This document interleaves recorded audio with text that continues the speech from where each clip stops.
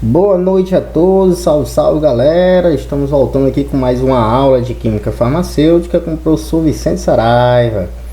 Pessoal, saudade de vocês primeiramente, né? Acho que vocês viram as postagens hoje, eu não aguento mais essa ansiedade de voltar para a sala de aula, de realmente utilizar o nosso laboratório, fazer as nossas práticas. Porém, estamos adiantando os conteúdos teóricos para finalmente ficarmos com nossas práticas, né? Então vamos iniciar aqui falando do sistema renina, angiotensina, aldosterona, né? Então esse sistema, acredito que vocês já viram aí na questão da fisiologia, na questão da farmacologia. Se não viram, vamos dar uma revisada aqui. Então, pessoal, para a gente falar nesse sistema, a importância dele, antes de falarmos aí propriamente dito dos inibidores da ECA, nós vamos ter que definir esse sistema, porque ele é importantíssimo para a compreensão da química farmacêutica em relação ao captopril, enalapril, lisinopril, né? Então vamos lá. Primeiramente, como é que acontece? O que acontece? Então, pessoal, em situações de estresse, nossas artérias que suprem as funções não essenciais, elas se contraem, causando um aumento da pressão arterial. Isso é homeostásico, isso o corpo faz para quê? Para aumentar a pressão arterial durante uma queda, por exemplo. A enzima conversora de angiotensina 1, ela leva à formação de angiotensina 2, que é ela que provoca essa vasoconstrição dos vasos, certo? E foi comprovado também que essa ECA, certo? Que os inibidores da ECA, desculpa, eles vão prevenir a expansão e a ruptura da aorta em modelos com animais, certo? Então, consequentemente, é para acontecer também na questão de seres humanos. Então, vamos passar aqui. Olha, pessoal, entrando na nossa química farmacêutica, nossa bela disciplina. Então, como é que isso acontece? Por que acontece? Pessoal, primeiramente, esse sistema ele tem sido identificado como uma via crítica para o controle de pressão sanguínea e funções renais. Por quê? Porque esse sistema ele possui um papel importante na regulação da pressão sanguínea, que é influenciado pela homeostase, que apresenta a questão dos sais, como o sódio na água. E, consequentemente, vai possuir uma relação íntima com o processo de hipertensão. Já que a hipertensão, pessoal, surge na realidade como um fator de risco para doenças cardiovasculares. Então é muito comum ver pacientes que são cardíacos e são hipertensos utilizando o captopril, lisinopril, enalapril, certo? Então os rins, eles são os órgãos que são responsáveis pelo mecanismo enzimático hormonal desse sistema. Ele está relacionado diretamente com a regulação da pressão arterial. E como é que acontece isso, professor? Olhem para a imagem e escute-me. Quando a pressão cai, certo? A valores abaixo do que é normal, o que acontece? O corpo entra em alerta. Ele diz assim: ei, rim, é para você secretar alguma coisa que faça com que a pressão sanguínea ela aumente. E essa alguma coisa é uma enzima, uma substância denominada renina, certo? E essa renina, por sua vez, atua como uma enzima convertendo uma das proteínas plasmáticas, o substrato da renina, certo? Ou o angiotensinogênio denominado, sendo convertido, tá aqui, ó, em nossa angiotensina 1. Então, o nosso angiotensinogênio, vocês estão vendo aqui a questão dos aminoácidos presentes nele, né? E a sua conversão. A angiotensina 1, esse hormônio, ele vai ter um efeito relativamente pouco intenso, então quase nada em relação sobre a circulação sanguínea. Porém, essa angiotensina 1, quando passa pelos vasos pulmonares, rapidamente, na realidade, convertido em um segundo hormônio, angiotensina 2. E quem é que faz isso, pessoal? Tá aqui, ECA, enzima conversora de angiotensina. Ela vai converter a nossa angiotensina 1 em angiotensina 2, certo? E essa angiotensina 2, o que acontece, professor? Ela sofre duas vias, né? Ela na realidade ela vai para duas vias. Uma parte da angiotensina 2 é convertida em angiotensina 3 através das angiotensionases, e a angiotensina 2 também ela vai gerar uma hipertrofia das células vasculares, uma parte, e cardíaca, como também vai estimular a liberação de aldosterona, essa o qual leva a um aumento da pressão sanguínea e vai também gerar um aumento da reabsorção de sódio, acarretando uma vasoconstrição, né? Então,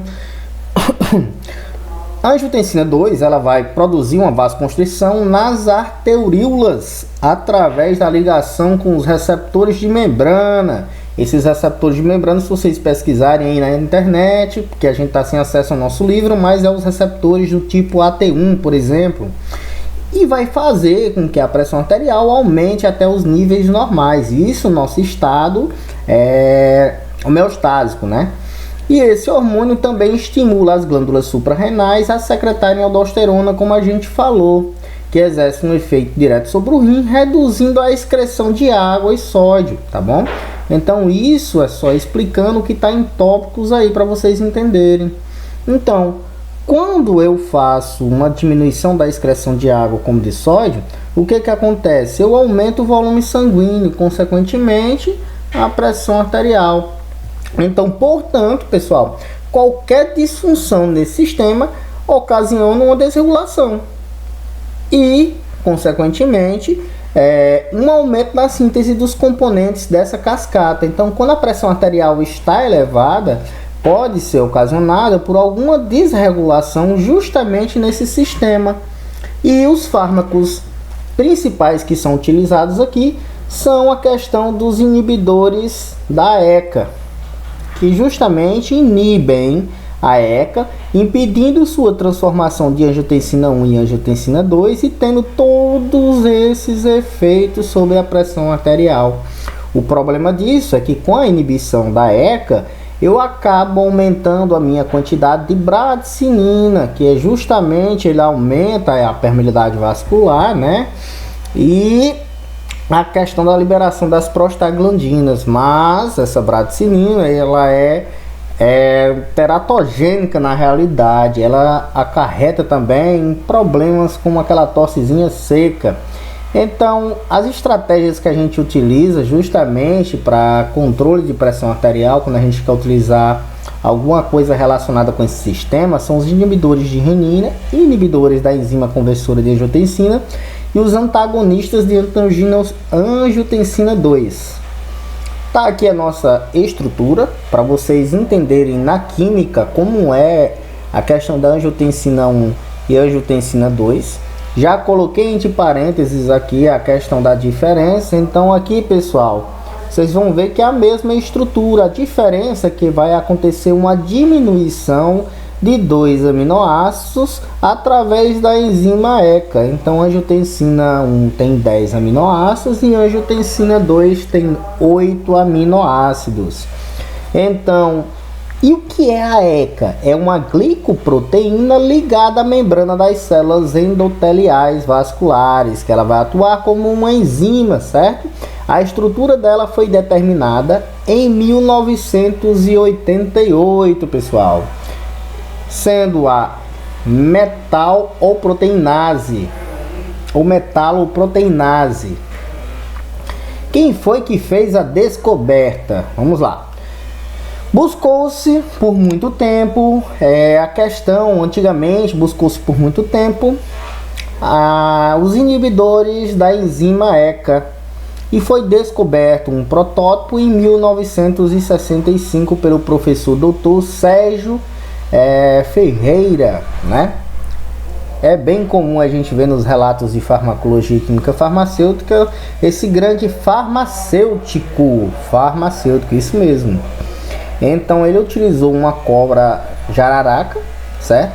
E observou que o veneno dela potencializava a ação da bradicinina pela inibição de alguma bradicinase. Então, veja bem, aumentava a bradicinina, mas só que acontecia uma inibição de ECA, certo? Então vamos lá. Em 1968, o cientista Bankley e colaboradores mostraram que esses peptídeos também inibiam a conversão de angiotensina 1 em angiotensina 2, ou seja, inibição de ECA. Logo, outros cientistas isolaram em 9 peptídeos dessa mistura, que era um nanopeptídeo, certo? E apresentou a maior potência em vivo e foi efetivo na diminuição da pressão sanguínea, certo? Pessoal, vamos lá mostrar essa estrutura química. Então tá aí a estrutura química desse fármaco, né? Que logo após foi se transformado no nosso captopril. Então, o teproptídeo e outros peptídeos foram usados para estudar as propriedades enzimáticas da ECA, propriedades semelhantes de outros carboxipeptidases. Então esse era o nosso modelo que a gente tinha lá do nosso sítio ativo, tá bom? Como é que acontecia essa ligação química? Vamos lá, pessoal. Olha, veja aí que tem um zinco 2+, então esse zinco tá solto, esse zinco ele estimula essa ligação, tá bom?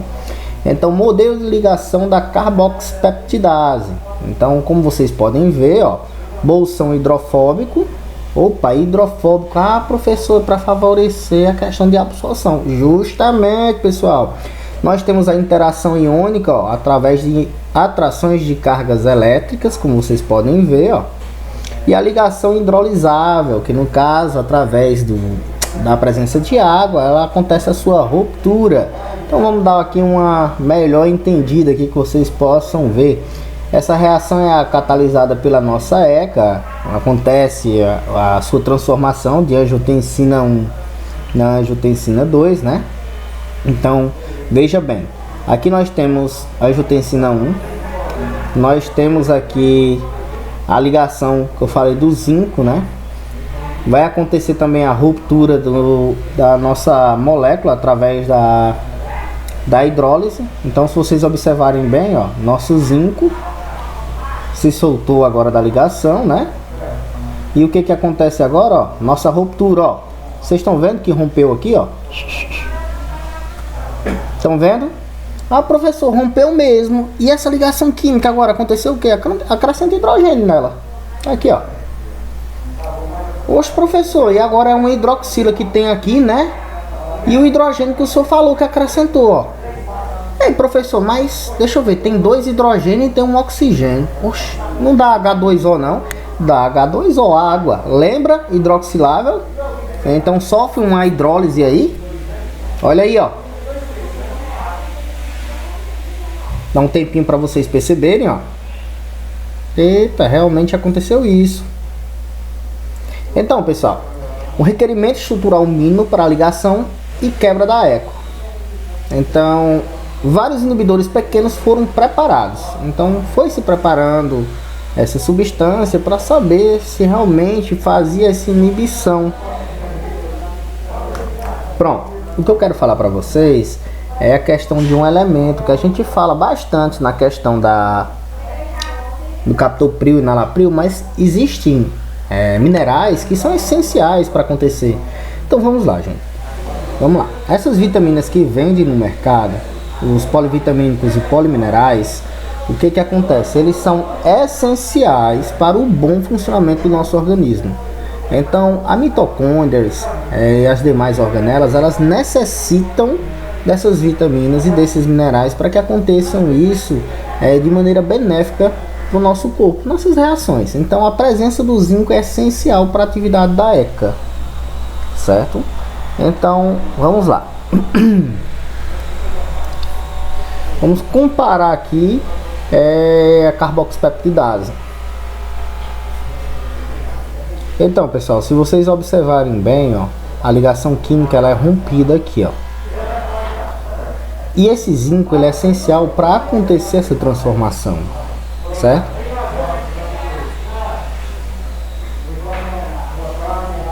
Então tá aqui. Foram efetivados diversos testes, tá bom? E esses testes também, eles avaliaram a questão dos inibidores para saber como é que eu poderia produzir isso aqui mais uma estrutura, como é que eu posso falar para vocês, tridimensional, para tentar criar o nosso captopril, que como vocês viram lá nos slides iniciais, ele não tinha uma atividade por via oral. tá certo? Então foi acontecendo, ó, essas modificações de estruturas, certo? Rompendo ligações, isso é essencial para vocês conhecerem. E vocês vão ver que todo o processo dessas modificações de estrutura é para favorecer o medicamento, né? Então vocês vão ver que colocou grupo alquil, certo? Foi modificada a estrutura química. Isso é passo a passo para vocês verem essas transformações. Olhem as diferenças que estão acontecendo aqui, ó. Vejam o encaixe, ó. Vejam a retirada, ó. Vejam a perca. Então é justamente para eu chegar no meu objetivo final, certo? Que era o nosso fármaco que possuía justamente a nossa atividade desejada, o nosso famoso captopril. Ei, professor, mas o senhor falou tanto alguma coisa nos inícios das aulas de química farmacêutica em peso molecular, né? Eita, professor, olha os pesos diminuindo aqui, olha, vai, chegou em 0,023, então uma estrutura extremamente potente, de fácil absorção, certo? E de alta efetividade, que foi o famoso captopril. Então, como vocês podem ver aí está a ligação química, o nosso substrato, a nossa carboxalquiprolina, que no caso ingressando no nosso grupo alquila aí.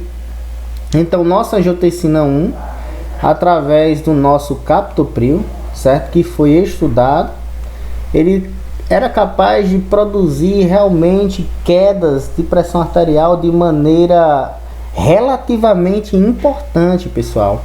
Então, o que eu posso falar do nosso captopril, da nossa estrutura, certo? Que chegamos ao ponto final.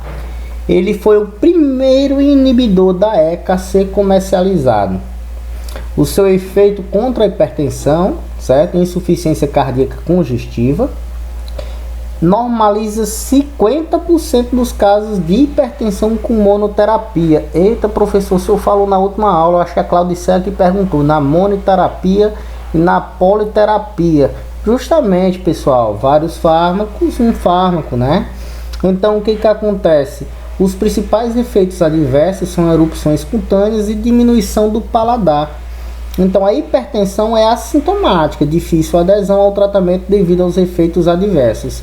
Então, nossa hipertensão ela é assintomática, né? Difícil adesão, os pacientes não querem, eles, foi apenas a questão de tá quente, algum desconforto, algo do tipo. Então, é difícil até o diagnóstico. Porém, quando ela se apresenta de uma maneira mais crônica, em que o paciente realmente tem um aumento de débito cardíaco, tem aí um aumento da frequência cardíaca, tem aí alguns efeitos indesejáveis, então o paciente se preocupa e consequentemente acaba aderindo à questão do tratamento. Só que ele tem aqueles que quando conseguem controlar a pressão arterial, né, acabam desistindo do tratamento por acharem que estarem curados.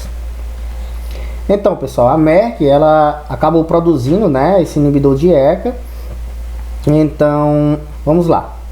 Os efeitos adversos do captopril estão relacionados à sulfidrila, nosso grupo lá, e os compostos com o grupo sulfidrila sofrem oxidação em vivo a disulfetos, é transformado em disulfetos. Então a estratégia é aumentar a potência da glutarprolina. Então elaborar uma molécula com maior número de interações com a ECA, certo? De comunicação com a ECA e consequentemente ter um melhor efeito farmacológico, seja colocando um grupo metil lá no meio, seja colocando um grupo lá metano, entre outros. Então vamos lá. Foi se estudando, vou até deixar aqui, voltar, e o acréscimo desse grupo metil lá acabava melhorando a questão da nossa absorção de fármaco e consequentemente, tá aqui ó,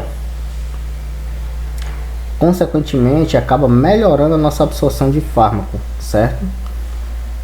Esse aqui é do nosso último composto. Então, consequentemente, essa absorção de fármaco é melhorado e produziu um medicamento denominado enalaprilato, né? Esse enalaprilato foi o que deu origem ao nosso enalapril. Então, vamos lá.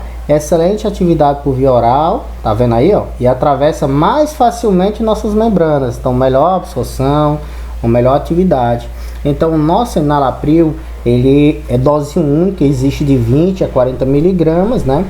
E o nosso captopril precisa de doses de 25 a 50 miligramas de 2 a 3 vezes por dia diário, dependendo da questão do paciente. Então veja que o captopril, quando eu coloquei esse grupo, pessoal, né? Então vocês vão ver aqui, quando eu coloquei esse grupo, eu acabei favorecendo a questão da absorção, da atividade. Então por isso que o nosso enalapril ele tem uma potência maior do que o nosso captopril. Tem que se ter cautela. Então o captopril e enalapril tinha o modelo 2D do seu sítio ativo, né? Então as empresas que o fabricavam e a Roche. Possível melhorar a potência dos inibidores da ECA se a conformação bioativa pudesse ser usada na molécula mais rígida. Então veja bem aí o melhoramento da nossa molécula. Então foi se estudado a questão dos grupos chaves na atividade, então o nosso ligante, o nosso zinco, né? Então para se produzir um medicamento mais efetivo, então professor, o enalapril, em outras palavras, é melhor que o captopril, correto, pessoal? Só que melhor que o enalapril ainda tem outros fármacos, né? Só que à medida em que você vai melhorando esse fármaco, consequentemente, você vai aumentando o seu preço de mercado. Então, o planejamento de modelos rígidos, onde a orientação espacial desses grupos pudesse ser variada sistematicamente. Então, vamos lá. Nós temos o captopril, nós temos o enalaprilato, enalapril, nós temos o lisinopril. Então vamos lá. O cilazoprilato tem uma maior especificidade pela ECA, menor afinidade por outras neuropeptidases e diminui incidência de tosse seca. O enalapril já diminui um bocado, certo? Desculpe a palavra bocado, mas diminui bastante a questão dessa tosse seca. Só que o cilazaprilato diminui bastante mesmo, certo? Que a gente hoje tem os outros fármacos que realmente não apresentam essa tosse seca, como o lisinopril, ramipril, benzapril, quinapril. E outros fármacos aqui que não estão, como é que eu posso dizer, comercializados na farmácia. Então, os inibidores da ECA, contando nosso grupo fosfato, né? Olá, pessoal. Falando um pouquinho das considerações gerais do uso desse medicamento, a gente tem que observar que para maior eficácia terapêutica, administrar a medicação sempre 1 hora antes das refeições, preferencialmente no mesmo horário. Por que 1 hora antes das refeições? Porque teoricamente o captopril ele tem uma pequena interação com os alimentos, então não é preferível que se use o captopril concomitantemente com alimentos 1 hora antes, porque as refeições, após elas, o quadro pós-prandial, nós temos uma pequena vasodilatação, então a gente tem um reforço aí da resposta vasodilatadora.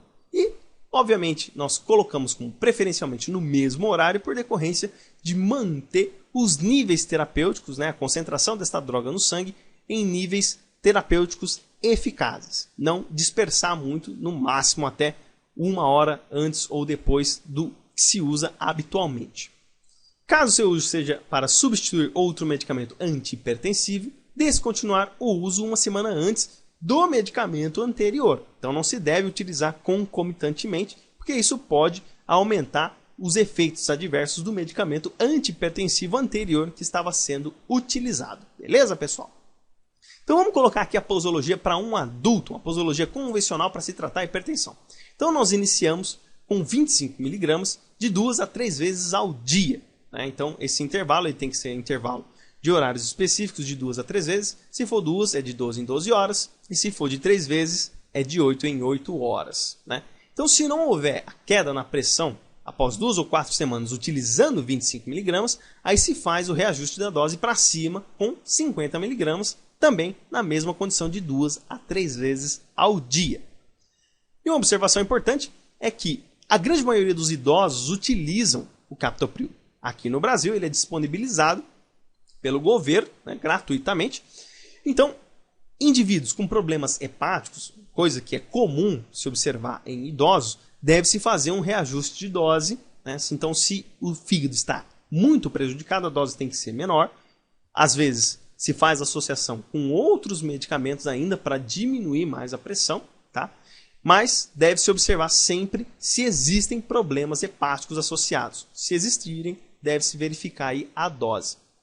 E doses em crianças não foram estabelecidas ainda, até mesmo porque não se observa com muita frequência quadros de hipertensão arterial em crianças. Beleza, pessoal? Agora falando um pouquinho dos riscos. Na gravidez, o captopril tem um risco D, que é o famoso risco teratogênico para humanos. Já se mostrou que o uso do captopril pode, de fato, causar anomalias na formação do feto. Ele pode nascer sem braço ou sem perna. Então, não utilizar em hipótese nenhuma o uso do captopril na gestação e, se for constatada a gravidez, deve-se interromper imediatamente o uso deste medicamento. Além disso, se a mulher estiver amamentando, não se deve utilizar o captopril neste período. E se o captopril estiver sendo administrado neste período, não deve-se amamentar em hipótese nenhuma.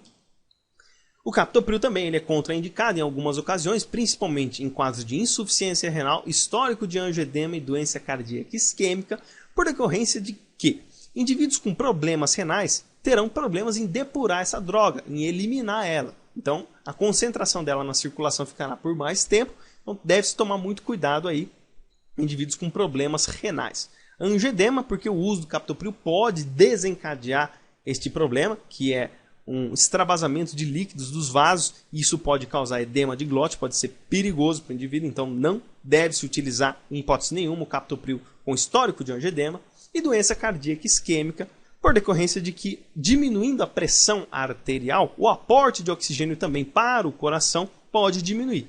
E aí, indivíduos com isquemia cardíaca, ou seja, diminuição do consumo de oxigênio pelo coração, pode se agravar e o indivíduo ter um quadro de infarto agudo do miocárdio. Então, deve-se tomar muito cuidado do uso do captopril nessas ocasiões. Se for constatado, deve-se substituir o captopril por outro agente antihipertensivo.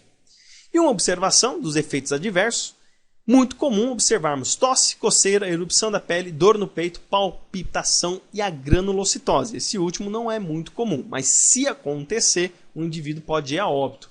Então, deve-se tomar muito cuidado. No caso da tosse, é por decorrência do acúmulo de bradicinina, como a ECA. É capaz de degradar a bradicinina, como eu comentei com vocês numa parte anterior deste vídeo.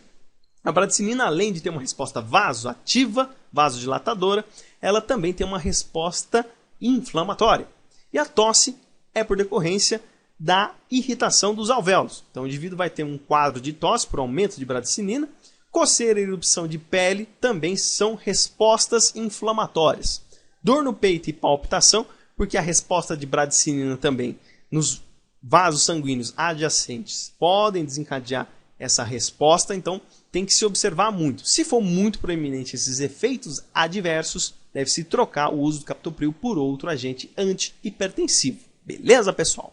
Falando agora das interações medicamentosas, nós podemos ter um risco de hipercalemia, ou seja, um aumento muito grande de potássio no sangue se o uso do captopril for associado com diuréticos poupadores de potássio ou suplementação com potássio.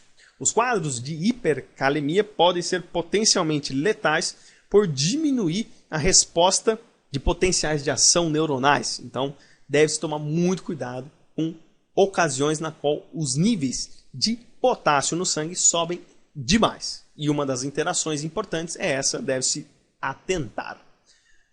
Pode-se aumentar os efeitos tóxicos com o uso concomitante com sal de lítio. Não se sabe muito bem o mecanismo pela qual esses efeitos tóxicos aparecem, mas já se observou em estudos clínicos que o uso concomitante de captopril com sal de lítio desempenham efeitos tóxicos do sal de lítio. Então, atentar também neste ponto.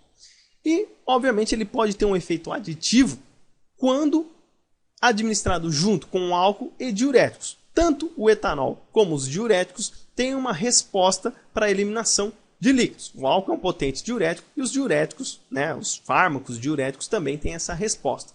Então nós teremos uma queda na pressão aditiva ao uso ao álcool e diuréticos. Deve se atentar muito a isso também, para que o indivíduo não tenha um quadro de hipotensão proeminente com o uso do captopril associado com esses outros dois medicamentos. Na verdade, o álcool não é um medicamento, mas os diuréticos, a classe terapêutica dos diuréticos, sim, ok?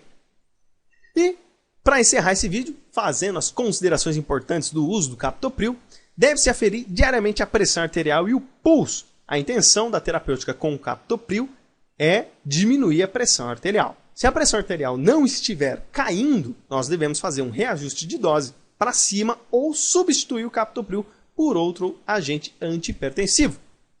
Não se deve ingerir álcool e diminuir drasticamente o consumo de sal. No caso do álcool é porque ele pode aumentar os efeitos tóxicos do captopril, aumentar quadros hipotensivos, né? E o sal também por decorrência de que nós retemos líquido quando há um consumo excessivo de sal. Se diminuir o consumo de sal, nós estimularemos a eliminação de líquidos e a pressão também tende a cair. É um adjuvante terapêutico.